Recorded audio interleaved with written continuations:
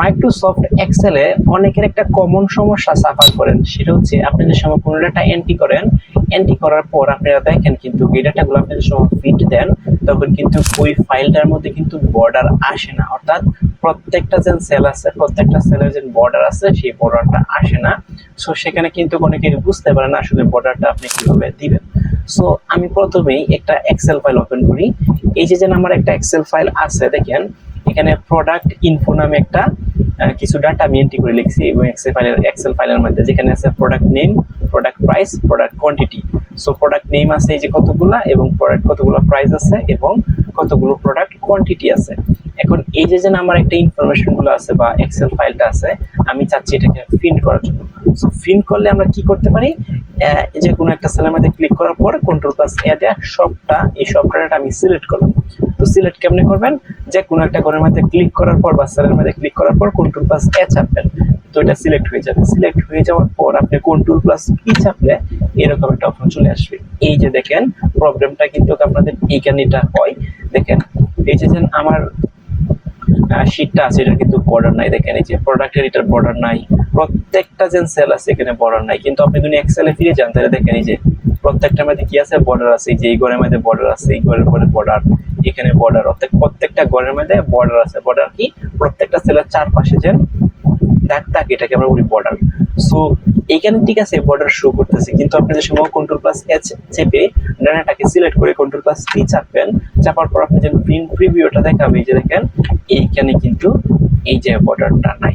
So border যদি না থাকে সেক্ষেত্রে আপনি কি করবেন, সো বাই ডিফল্ট হচ্ছে আপনাদের সময় দেখেন এই যে এক্সেল ফাইলটার মধ্যে কিন্তু এইটা একটা ঘর, এই যে একটা ঘর বা সেল, এই যে একটা ঘর বা সেল, এই যে একটা ঘর বা সেল, এরকম অসংখ্য ঘর বা সেল আছে।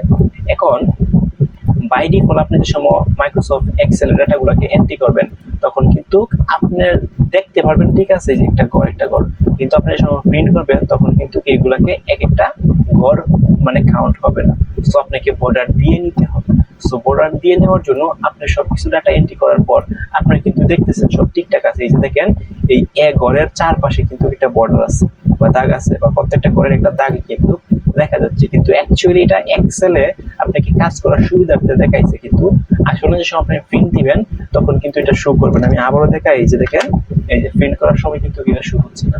সো সেক্ষেত্রে আপনার প্রত্যেকটা ঘরকে আপনি কি করতে হবে, বর্ডার দিতে হবে। সো বর্ডার কেমনে দিবেন, বর্ডার দেওয়ার জন্য আপনি যে কোনো একটা ঘর বা সেলের মধ্যে ক্লিক করার পর কন্ট্রোল+A তে আপনার প্রত্যেকটা ডাটা সিলেক্ট করে ফেলবেন। সিলেক্ট করার পর আপনি কি করবেন, আপনি যে হোম মেনুর আন্ডারে এই যে ঘরটা আছে দেখেন, এই যে এরকম যে আইকনটা আছে এখানে নিচে দেখেন একটা তীর চিহ্ন আছে, এখানে ক্লিক করবেন। তো ক্লিক করে দেওয়ার পর এখানে দেওয়া আছে bottom border, top border, left border, right border, no border.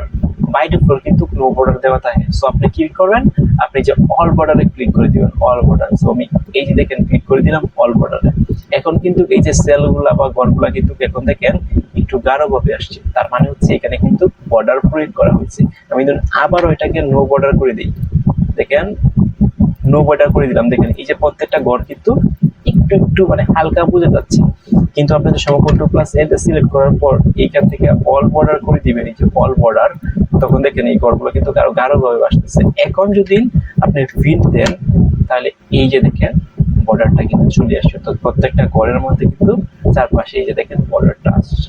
So এই প্রবলেমটা যদি আপনাদের ক্রিয়েট হয় তাহলে সিম্পলি আপনি সবগুলো ডাটাকে সিলেক্ট করে এই হোম মেনুর আন্ডার থেকে এই আইকন থেকে তীর চিহ্নতে ক্লিক করার পর আপনি অল বর্ডারে দিয়ে দিবেন।